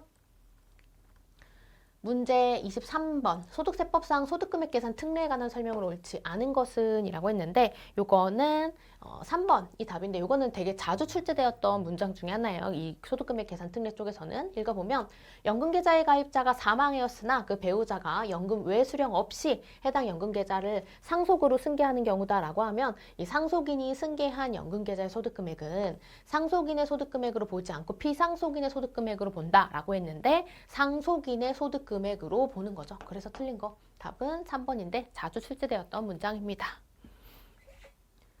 문제 24번은 신용카드 소득공제가 드디어 나왔어요. 신용카드 소득공제는 제가 2차에서는 자주 출제가 되는데 1차에서는 꽤 안 나왔기 때문에 이거는 나올 수 있다라고 굉장히 강조드리면서 특히나 이제 뭐 해당 연도에 대해서만 뭐 개정이 들어가거나 율이 더 적용되는 거구나가 올해는 없거든요. 그래서 나올 수도 있다라고 하면서 이 꿀조합 3회에서 제가 넣었던 문제인데 신용카드 소득공제 나왔죠. 그리고 뭐 한도 정도도 고려하지 않아도 되는 걸로 쉽게 출제가 되었기 때문에 로직만 알고 있었다라고 한다면 쉽게 풀 수 있었을 거예요. 거기에다가 이 인적공제액을 합쳐가지고 계산하는 건데 인적공제 계산하는 데서 약간의 함정 같은 게 있긴 합니다. 보시면 근로소득이 있는 거주자 갑 남성의 25년도에 소득공제에 관한 자료인데 인적공제와 신용카드 소득공제 합계액으로 옳은 것은 이라고 했습니다. 본인 및 부양가족의 현황이 되어 있고요. 지금 본인이 이렇게 주어져 있으니까 요거는 괜찮고 본인까지 카운팅 해야 되고 본인은 29세예요. 좀 적네요. 그리고 부친이 72세가 있는데 은행 예금일자 700만 원이니까 이 B 플러스 C가 2천만 원을 초과하지 않기 때문에 이거는 종합과세 되지 않고 분리과세로 끝날 것이기 때문에 종합소득이 100만 원 넘는 게 아니어서 요거는 부친 들어올 수 있고요. 그 다음에 72세이시기 때문에 이 70세 이상이라서 경로우대 공제까지 다 들어올 수 있을 거예요. 모친 소득 없고 65세 괜찮고요. 동생 같은 경우에 총급여액이 300만 원이니까 여기도 20세니까 들어올 수 있습니다. 그럼 이렇게 해서 4명에다가 이제 기본 공제는 4명이고 로장 부부죠? 추가 공제를 생각해 봐야 되는데 일단 경로우대 공제 아까 부친 들어갈 수 있다라고 했었어요. 그래서 부친이 경로우대 공제 1명 들어가고 장애인 없고요. 한부모랑 부녀자 공제를 생각해 봐야 되는데 일단 부녀자 공제는 이 사람 남성이기 때문에 상관없고 그다음에 한부모 공제를 생각해 보면 이 사람은 일단 남자고 와이프가 없지만 배우자가 없지만 그렇다고 해서 이 자녀도 없습니다. 따라서 한부모공제는 적용하지 않아요. 그렇기 때문에 요 추가 공제에 있어서는 100만 원만 추가로 고려해주면 될 거고요. 그래서 100만 원만 추가로 고려를 해주면 여기에 이렇게 해가지고 계산하면 일단 인적공제액은 700만 원으로 계산이 됩니다. 그리고 나서 신용카드를 해줘야 되겠죠. 신용카드를 이제 해주면 신용카드 할 때는 먼저 시대도직신으로 구분을 해서 쭉쭉쭉 써주고 공제 대상이 되는 애를 판별해주면서 써주면 되죠. 그래서 시대도직신으로 분류를 하고 본인이 쓴 거 먼저 대중교통의 이용액이 150만 원이 있습니다. 여기에 대중교통 이용액. 그다음에 영화 상영관의 입장료가 100만 원이 있는데 이 영화가 지금 총급여가 5천만 원이니까 요 분류할 수 있죠. 그러면 도서, 영화가 여기 들어가는 거고 100만 원. 그다음에 자동차세를 외국에서 사용한 신용카드 결제액은 반영 대상이 되지 않고요. 자동차세 신용카드 결제액 세금 낸 거 안 되고요.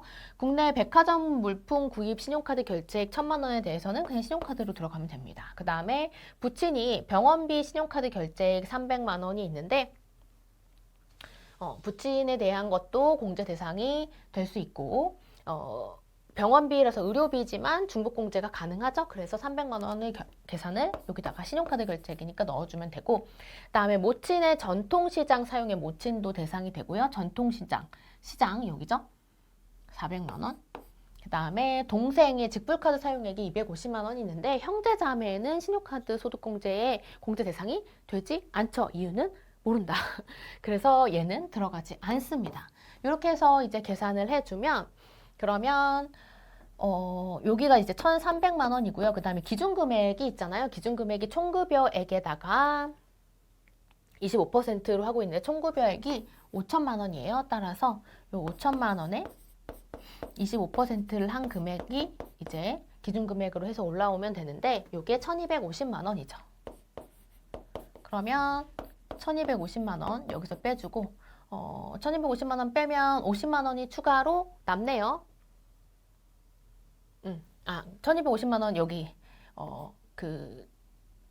여기서 다 빼앗았기 때문에 50만 원만 남았을 것이고 나머지는 400만 원, 150만 원, 100만 원, 50만 원 이렇게 해주면 될 거예요. 그 다음에 U를 이제 곱하면 되는데 40, 40, 30, 30, 15죠. 그래서 여기는 40, 그다음에 40, 30, 여기는 없으니까 30, 그 다음에 여기 15 해가지고 계산을 해주면 됩니다. 이렇게 해서 이제 쭉 해가지고 공제액을 더하면 이게 257만 5천 원이고요. 기본 한도에서 걸리지 않기 때문에 추가 한도는 고려하지 않고 이 금액 전액을 이제 공제받을 수 있어요. 그래서 257만 5천 원과 그 다음에 인적공제액 아까 구했던 것이 700만 원이 있기 때문에 그거까지 고려해가지고 계산을 해주면 되겠습니다. 그러면 700만 원 더하면 957만 5천 원이라서 답은 4번 이렇게 되는 문제였네요. 그래서 신용카드 소득공제가 드디어 1차 시험에도 오랜만에 나왔다라는 거 계속 밀고 있었는데 드디어 나오게 되었어요. 문제 25번입니다. 주식회사 A에 근무하는 거주자 갑의 25년도에 소득에 관한 자료인데 갑의 총급여액으로 오른 것은 해서 근로소득 문제는 계산 문제로 출제가 너무 잘 되는 항목이죠. 총급여액을 물어본 것이기 때문에 이제 고를 해주면 되는데 여기서 주의할 거는 일단 이 갑이 A의 지배주주이며 대표자라고 되어 있어요. 이것과 관련해서 최근에 뭐 직무발명보상금이라든지 지배주주이거나 이런 문구가 추가되었기 때문에 그것까지 고려해야 되는 그런 문제였는데요. 보시면 일단 기본금이 1억 원입니다. 여기에다가 직장 건강보험료의 회사 부담분에 대해서는 우리 과세의 여지가 없고요. 3번 주식회사 A가 대표자 상여로 소득 처분한 금액이 500만 원이 있는데 이거의 귀속 시기는 근로를 제공한 날이죠. 25년에 근로를 제공했으며 라고 되어 있으니까 근로 제공한 25년에 해당하는 게 500만 원. 그다음에 운전보조금이 자가운전보조금이 아니기 때문에 전액 과세 대상이 될 거고요. 여비 업무와 무관한 거에 대해서는 당연히 과세가 될 거고 발명진흥법에 따른 직무발명보상금인데 이게 지배주주이기 때문에 이게 전부 다 이 과세 대상이 됩니다. 따라서 요거를 좀 조심해서 넣어줘야 되는 그런 문제였고요. 700만 원. 그리고 사택 제공의 이익은 얘는 중소기업을 다니고 있지만 지금 주식회사 A가 중소기업이라는 말이 없지만 이 대주주에 해당하는 것이기 때문에 사택 제공 이익과 관련해서 중소기업이란 말도 없고 그래서 사택 제공 이익은 과세 대상이 전부 되는 것이죠. 그래서 2천만 원에 대해서도 사택 제공에 대해서 과세 대상이 됩니다. 따라서 이렇게 해서 계산을 해주면 이렇게 해서 계산하면 1억 원에다가 500만 원, 240만 원, 400만 원 잊지 않고 700만 원까지 더하고 2천만 원 해서 계산하면 요게 1억 3,840만 원이네요. 그래서 답은 4번이 되겠습니다. 그래서 요 직무발병보상금이 지배주주일 때는 비과세에 들어오지 않는다라는 것과 사택자공이익도 중소기업이라고 했을지라도 이 지배주주이자 대표자이기 때문에 이것도 과세 대상으로 모두 들어오게 될 거예요. 문제 26번. 주식회사 A에 근무하는 거주자 갑의 소득에 관한 자료이다. 갑의 25년도에 기타 소득 금액에 대한 원천 징수액으로 옳은 것은 이라고 했습니다. 기타 소득 금액에 대한 원천 징수액을 구하는 것인데 여기 조금 까다로운 점이 있습니다. 단 제시된 금액은 원천 징수액을 차감하기 전의 금액이고 실제 필요 경비는 확인되지 않는다라고 되어 있어요. 먼저 1번. 업무와 관련된 사내 원고료니까 이거는 기타 소득 금액이 아니고 2번 업무와 관련된 연구활동비 이것도 근로소득입니다. 3번 산업 재산권을 양도하고 받은 금액이 여기 보시면 사업 양수인의 사용일 그리고 이때 확정되었다라고 되어 있고 대금 청산일 이렇게 되어 있어서 이게 더 빠르기 때문에 24년도에 이건 귀속 시기가 될 거고요. 그래서 제외하고 4번 한국마사회법에 따른 승마투표권의 환급금이 200만 원인데 과세 차지한 금액이 걸리는데 이때 이 승마투표권의 환급금에 대해서는 지금 단위 투표 금액이 10,000원인데 10,000원의 100배 이하에 들어와야 되는데 이 200만 원이라고 한다면 200배거든요. 그래서 과세 최저한에 해당하지 않습니다. 따라서 얘에 대해서는 이제 과세가 되는 거니까 무조건 분리가 되죠. 그리고 20%를 곱해가지고 원천징수 세액을 계산을 해줘야 되고요.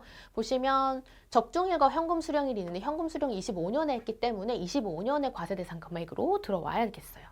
그리고 5번 계약금이 위약금으로 대체된 위약금에 대해서는 원천징수 이루어지지 않죠. 그래서 제외하고 주택입주 지체 상금이 150만 원 있는데 현금 수령일이 25년 5월 10일이라고 되어 있어서 25년도 과세 대상이 됩니다. 근데 주택입주 지체 상금에 대해서는 얘는 이제 필요 경비가 80%가 인정이 되는 항목이잖아요. 따라서 150만 원에 1-80% 혹은 20%를 곱하든지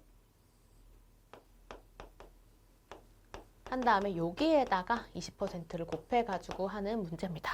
따라서 요 200만 원에 20% 하면 요게 40만 원이고 요게 6만 원이에요. 따라서 46만 원이 되어서 답은 1번 이렇게 찾는 문제였습니다. 그래서 기타 소득 금액 중에서 이제 좀 저 승마투표권을 자세하게 고려해야 되는 것과 그다음에 수입 시기까지 좀 명확하게 고려해야 되는 그런 문제였어요. 엄청 쉽진 않았다. 기타 소득 문제 중에서. 문제 17번. 소득세법상 퇴직소득에 관한 설명이다. 옳지 않은 것은 했는데 퇴직소득이 말문제로 나왔네요. 회계사 시험에 있어서는 23년에 나오고 24년에 안 나왔기 때문에 뭐 24년에 꼭 나오리라는 보장은 없지만 나올 수 있다. 약간 이런 정도의 느낌이 퇴직소득이었는데 말문제로 나왔죠. 답은 3번입니다. 소득세법에 의해서는 이제 종업원이 임원이 됐을 때 실제로 급여를 받지 않으면 퇴직으로 보지 않죠. 그렇기 때문에 틀린 문장이 되어서 답은 3번이고요. 문제 28번은 이 근로소득에 있는 거주자 갑의 25년 세액공제 관련 자료인데 특별 세액공제 금액으로 오른 것은 했어요. 보통 이렇게 출제는 조금 잘 안 되는 최근의 추세이긴 했는데 예를 들면 뭐 자녀 세액공제와 모료비 세액공제액을 더해라 이런 식으로 나오지 특별 세액공제액을 여기서 보이는 거 너가 다 찾아봐 이런 식으로는 잘 안 나온다라고 했었는데 이번에 그렇게 나왔습니다. 따라서 특별 세액공제액을 우리가 조금 어떤 것이 있을지를 고려해 보면서 보는 문제일 텐데 표준세액공제는 적용할 여지가 없을 것 같은 게 여기에 하도 많은 보험료, 의료비, 교육비, 기부금 뭐 이런 애들이 나와 있어요. 그렇기 때문에 우리는 이제 항목별 세액공제로 들어간다라고 보고 계산을 해 볼게요. 그러면 자, 하나씩. 먼저 본인 및 부양가족의 현황이 본인, 배우자, 딸 이렇게 되어 있고요. 그 다음에 장애인이고 소득이 없고 그 다음에 본인의 총급여가 6천만 원 주어져 있습니다. 이거 쓸 일이 있을 거고요. 그 다음에 갑의 지출 내역에는 이제 교육비는 지원금 차감 전의 금액이라고 되어 있고요. 보니까 보험료가 있어요. 보험료 있고, 그다음 의료비가 뭐 안경 있는 거 보니까 있죠. 보험료, 의료비. 그다음에 교육비가 이런 거 보니까 있네요. 교육비가 있고요. 그다음에 보험료, 의료비, 교육비 요거 세 개 정도만 있고 기부금은 없는 것 같아요. 그럼 요 세 가지에 대해서 구해야 되겠다. 먼저 보험료.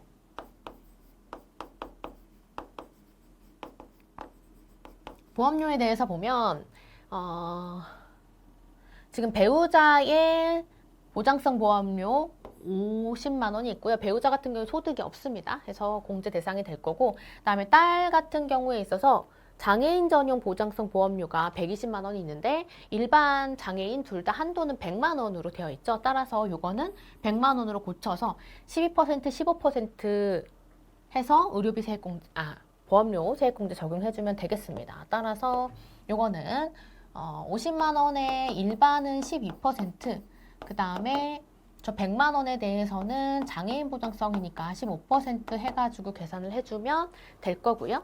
그러면 이렇게 해서 잠깐 숫자를 참고를 해주면 보험료 세액공제는 여기가 6만 원, 그 다음에 여기는 15만 원이 되어서 보험료 세액공제는 21만 원이 됩니다. 두 번째는 보험료 의료비로 갈까요? 의료비. 의료비 같은 경우에는 이 왁구가 있으니까 표 안에 넣어가지고 계산을 해주면 될 텐데 뭐 항목이 엄청 많지는 않아요. 그래도 한번 난임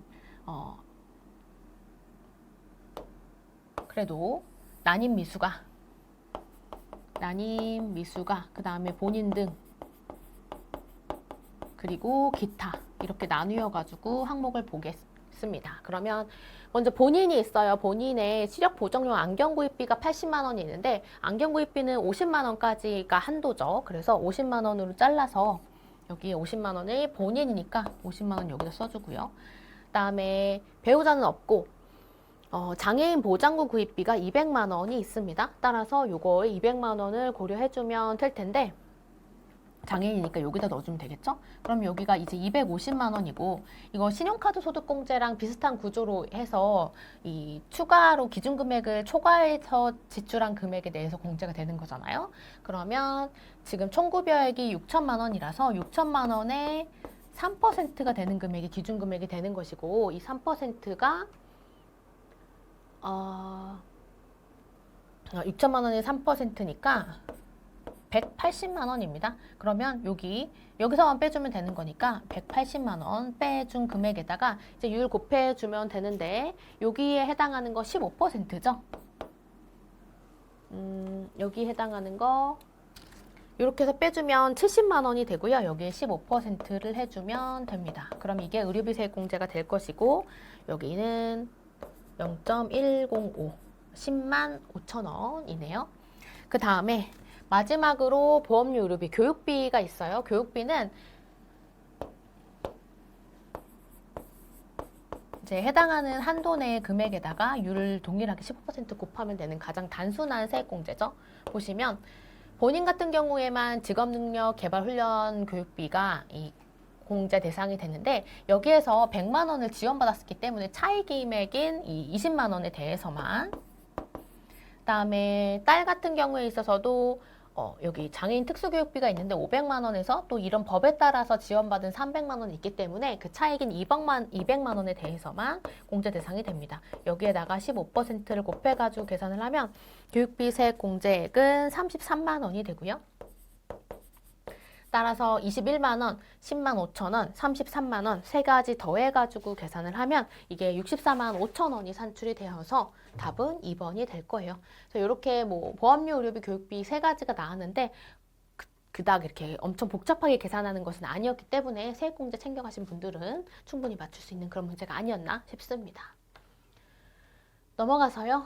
문제 29번은 이 양도소득세 중에서 부담보증여랑 관련된 그런 문제가 나왔어요. 그래서 이것도 특이한 양도소득세 주제 중에서 나올 수 있는 주제 중에 하나였고 어렵지 않죠. 보시면 거주자 갑의 25년 양도소득에 관한 자료인데 양도소득세 확정 신고 시에 양도소득 금액으로 오른 것은 이라고 했습니다. 여기서 이제 주의할 거는 부담보증여에 따라서 채무를 가져갈 때 그거에 해당하는 부분에 대해서는 양도소득세가 과세된다. 이런 개념에 따라서 하는 것인데 이제 어떤 금액을 적용할 것인가 그게 좀 문제가 되는 거죠. 보시면 갑은 토지 X를 취득해서 등기를 마치고 담보를 2억 원이 있어요. 차입했다. 취득 시 실거래가는 뭐 이렇게 있는데 이제 요거 중에 어떤 걸 써야 될지는 밑에 보고서는 판단해 보겠습니다.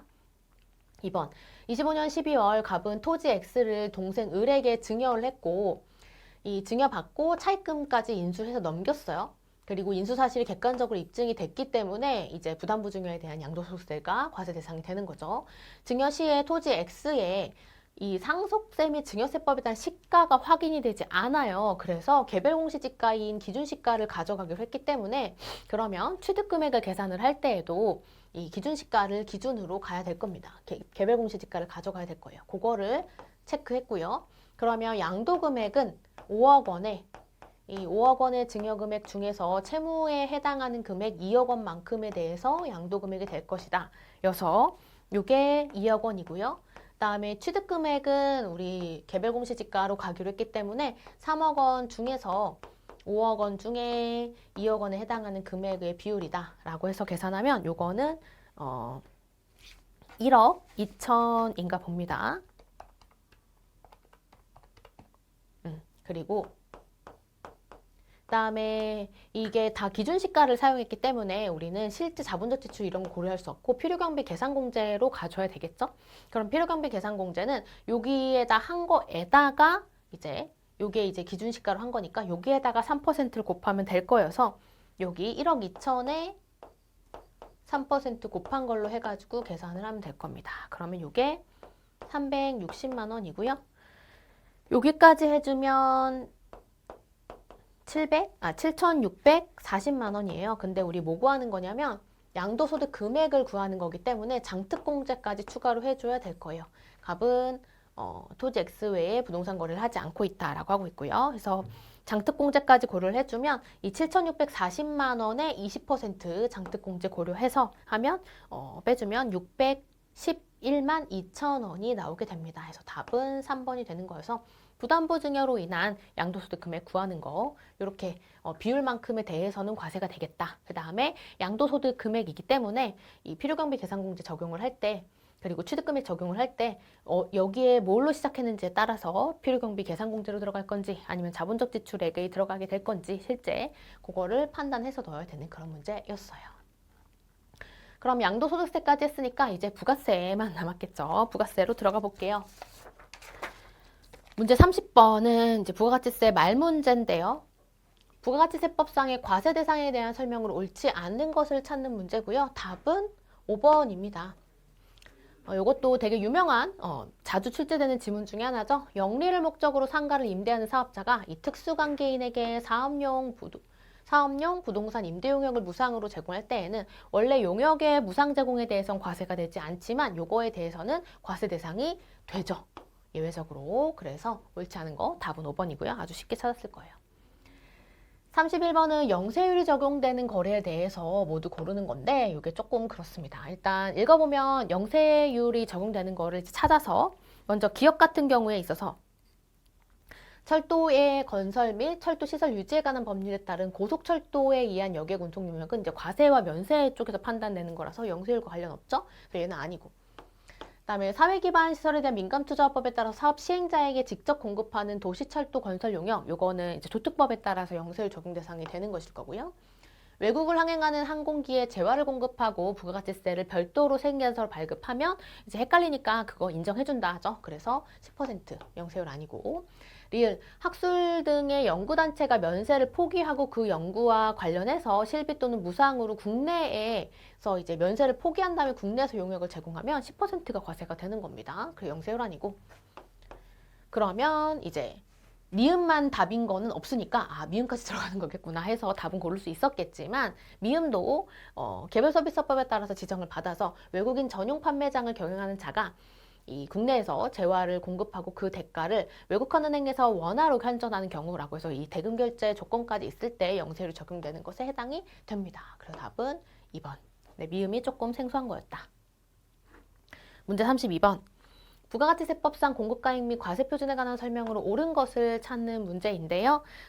답은 5번입니다. 5번 읽어보면 국내 사업장에서 계약과 대가 수령 등의 거래가 이루어지는 것으로서 국내에서 통관되지 아니한 이 수출 물품 등을 외국으로 인도하는 경우 그 공급가액에 대한 이 과세표준에 포함한다라고 해서 과세표준에 포함하면서 영세율을 적용하는 거죠. 그래서 이거 맞는 거여서 답은 5번이었습니다. 나머지 부분에 대해서는 공급가액과 과세표준에 어떤 걸 가산하고 가산하지 않고 이런 거라서 뭐 특별히 어려운 건 있지 않았고요. 문제 33번. 요게 조금 어렵기는 했는데 요거 이제 제가 예를 들면 뭐 비용업용 소형 승용차의 유지 및 전용 이런 거 설명할 때 이제 자동차 판매회사다, 뭐 현대차다, 뭐 택시회사다 이러면서 좀 설명을 드리는데 그때 현대차의 경우에 있어서라고 보시면 되는 그런 문제가 출제가 되었습니다. 왜냐하면 주식회사 A가 자동차 판매업을 운영하고 있거든요. 개별 소비세 과세 대상 승용 자동차 관련된 내역인데 주식회사 A의 25년도 제2기 부가가치세 과세 표준에 관한 공급가액으로 옳은 것은 이라고 했습니다. 공급가액을 구하는 문제고요. 공급가액.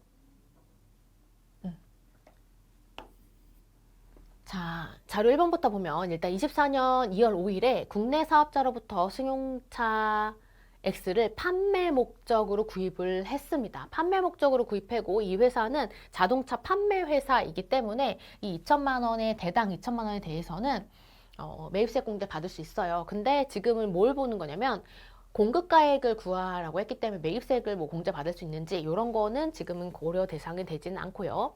그런데 이때 25년 10월 15일에 승용자동차 X 중에서 한 대는 시가로 판매를 했습니다. 그러면 공급가액이 2,500만 원이 들어갈 거고요.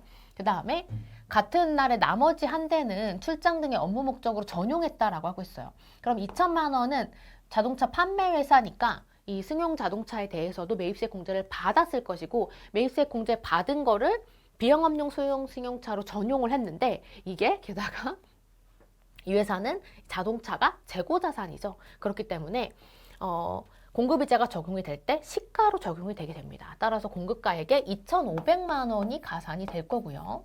좀 특이한 경우죠.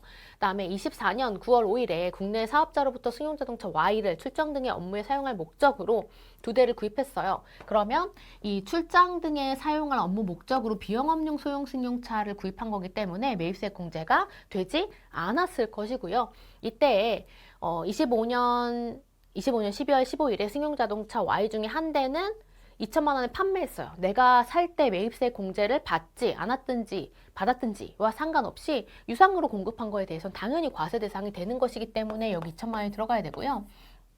그 다음에 같은 날 나머지 한 대는 판매 촉진 목적으로 거래처에게 증여하는 사업상 증여를 했습니다. 하지만 이게 공급의제가 적용이 되려면 내가 매입 당시에 매입세 공제를 받았고 그거를 세부담 없는 소비를 할 때에 제재하기 위해서 공급의제가 적용이 되는 것인데 나는 이거를 살 때부터 업무에 이런 출장 등의 업무에 사용할 목적으로 비영업용 소형차로 매입을 했기 때문에 매입세 공제가 되지 않았을 것이고 매입세 공제가 되지 않은 것을 이런 사유로 했을 때는 공급의제에 해당이 되지 않죠. 그래서 따로 가산이 될 거는 요거 판매 촉진 목적으로 사업상 증여로 해서 과세될 것은 없습니다. 그렇기 때문에 여기까지만 해서 계산을 하면 7천만 원에서 계산하는 것은 쉽지만 조금 항목별로 생각을 하면서 풀어야 되는 그런 문제였고요. 문제 34번은 말문제인데요. 부가가치세법상 세금계산서에 관한 설명으로 옳은 것은 했습니다. 답은 2번인데요.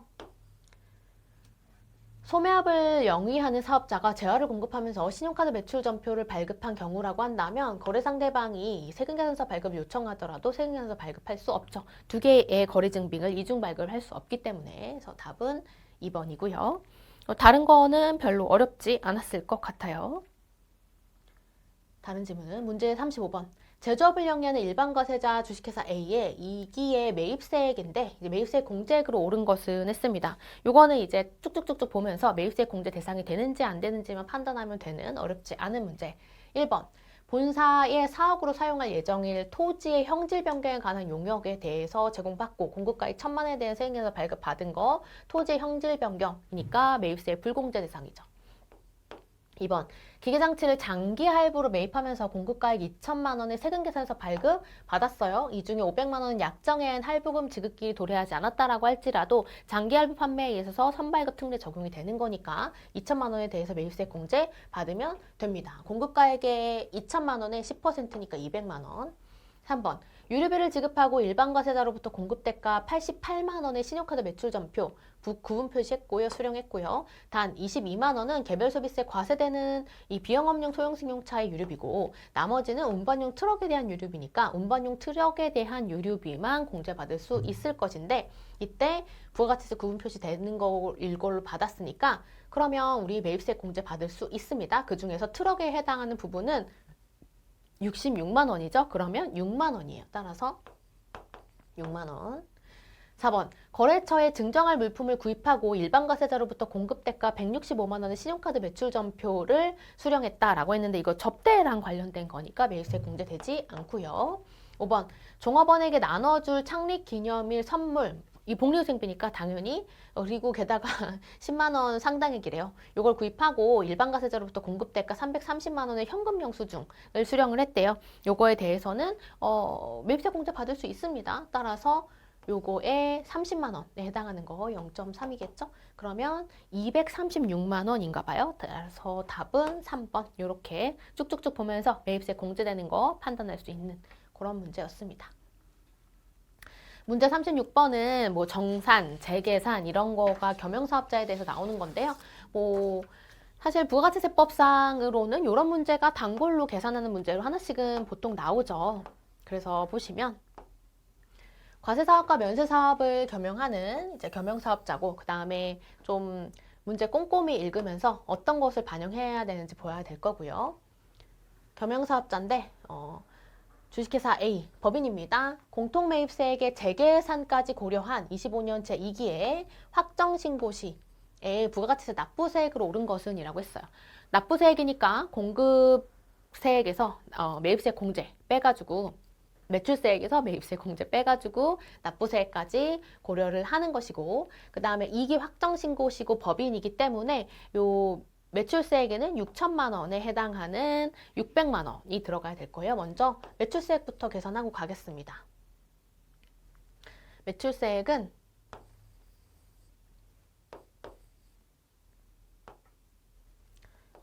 6천만 원에 10%인 600만 원으로 시작이 될 것이고 뭐 다른 것들 더 들어갈 수 있으니까 일단 놔두고요.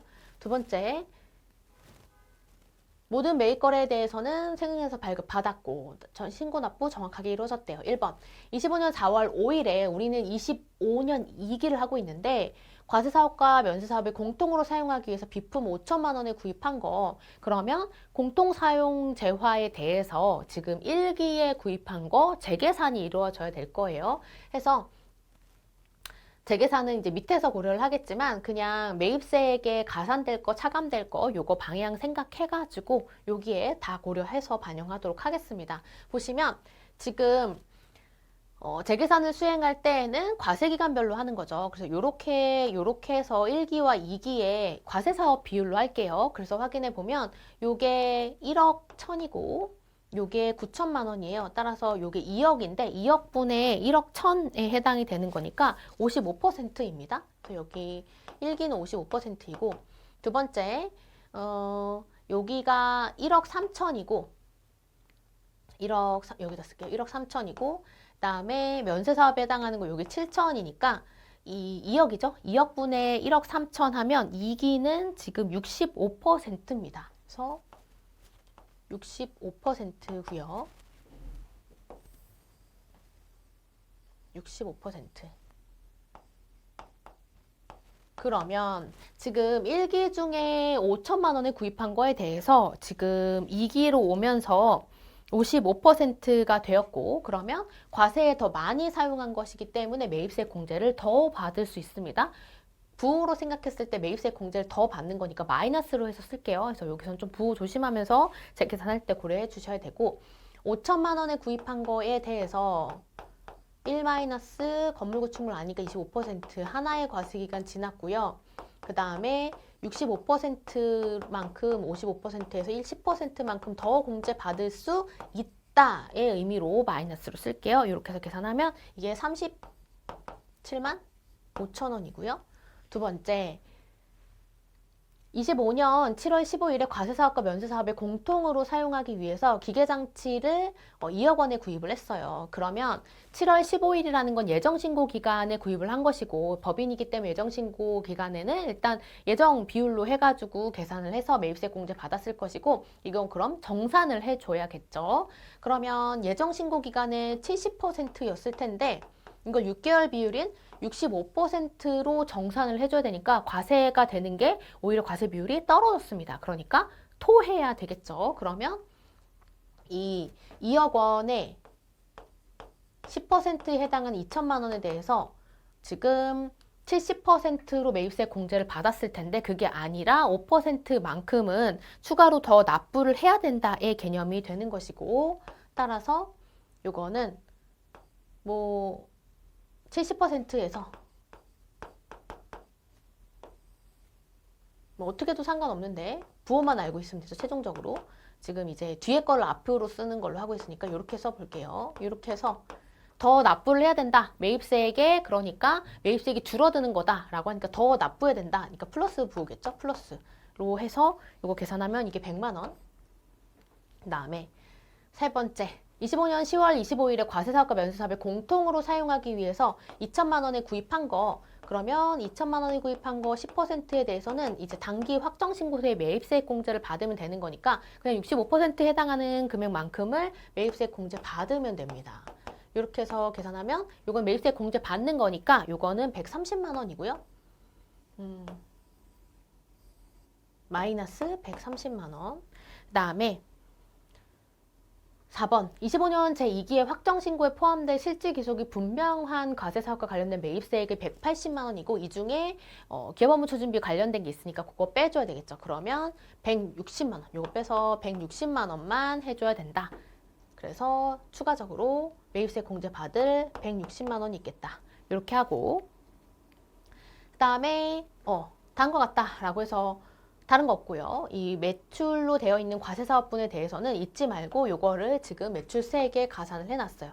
여기까지 다 했으니까 이제 600만 원의 매입세 공제 받는 건 160만 원이고 거기다가 재계산과 정산까지 고려를 해서 600만 원에서 37만 5천 원 빼고 100만 원은 추가로 납부를 해야 되고 160만 원은 빼주고 130만 원 빼가지고 계산을 해주면 됩니다. 그러면 372만 5천 원이 나와서요. 답은 4번이 되겠습니다. 이렇게 해서 이제 부가가치세법에서는 겸용사업자 경우에 있어서 뭐 재계산, 뭐 안분, 정산 하는 것들 1차 시험에도 나오죠. 이렇게까지 하면 이제 부가가치세법상으로 복잡한 건 다 풀었고요. 37번 마지막은 말문제입니다. 가산세에 관한 게 나왔는데 옳은 것을 찾는 문제이고요. 그래서 재화 또는 용역을 공급하고 실제로 재화 또는 용역을 공급하는 자가 아닌 타인 명의로 생계산서 등을 발급하면 2%의 가산세가 부과된다. 이게 바로 문제에 나온 문제였습니다. 그럼 이제 38, 39는 상속세, 증여세랑 관련된 문제인데요. 먼저 증여세 과세표준은 옳은 것을 하는 게 38번. 근데 이제 이 38번 문제에서는 요거 최근에 개정된 혼인세액공제 있죠? 요게 나왔습니다. 그래서 요걸 반영해줘야 되는 건데 보시면 24년 1월 5일에 결혼했고요. 그다음에 자녀를 출생신고했다.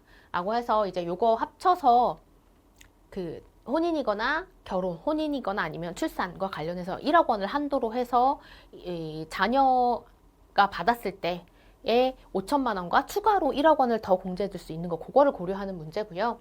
아버지로부터 시가 5억 원에 아파트 증여받고 차입금까지 인수를 했어요. 그럼 입증되면 요거 뺀 3억 원에 대해서 과세가 되는 것이고 그 다음에 여기에 과표까지 구하는 거니까 간평 수수료가 있는데 간평 수수료는 500만 원이 한도입니다. 500만 원 한도 고려해주면 되고 3억 원에서 지금 증여재산 공제를 고려해주면 원래 자녀라서 받을 수 있는 5천만 원과 그다음에 저 혼인으로 인해서 1억 원 고려해주면 되고요. 그리고 과세표준을 구하는 것이기 때문에 감정평가 수수료까지 500만 원 고려를 해주면 되겠습니다. 그래서 이 구조만 알면 쉽게 할 수 있고 이거 개정돼서 들어갔다는 것까지 판단해주면 어렵지 않은 문제 1억 4,500이어서 답은 2번이 되겠습니다. 드디어 이제 요거 혼인 공제가 적용되는 문제가 나오게 되었네요. 40번은 지방세법이니까 넘길게요. 그리고 마지막 39번입니다. 상속세 및 증여세법상의 상속세 한 문제, 증여세 한 문제가 계산 문제로 이렇게 나온 거죠. 옳지 않은 것은 했는데요. 답은 5번입니다.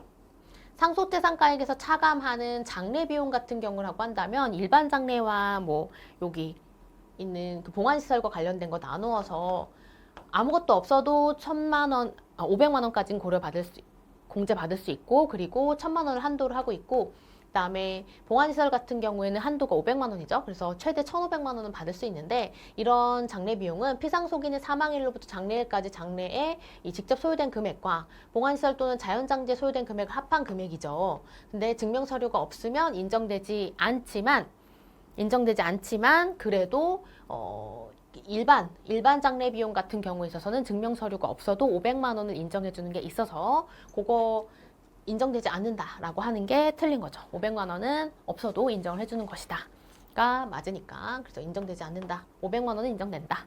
해서 답이 5번인 거였습니다. 이건 뭐 어렵지 않게 풀 수 있었을 것 같고요. 이렇게 해서 이번 2025년도 회계사 1차 시험 문제를 모두 풀어봤습니다. 조금 말문제에 있어서 지엽적이거나 생소한 지문들이 있어서 어려울 수 있었을 것 같았고 지금 추세로 약간 보자면 원래는 이제 세법이 계속 쉬운 추세였는데 최근 몇 년간은 조금 난이도가 있는 걸로 출제가 되고 있어요. 그래서 이렇게 출제되는 것도 특히나 회계사 시험 같은 경우에는 상대평가로 되어 있으니까 조금 대비가 잘 되어야겠다. 라는 말씀 전해드리면서 그리고 세무사 시험 이번에 25년도에 보시는 분들은 꼭 참고하셔서 이번 시험에 꼭 도움이 되셨으면 좋겠습니다. 이렇게 해서 이번 25년도 회계사 1차 시험 기출문제 풀이는 모두 마무리하도록 하겠습니다. 감사합니다.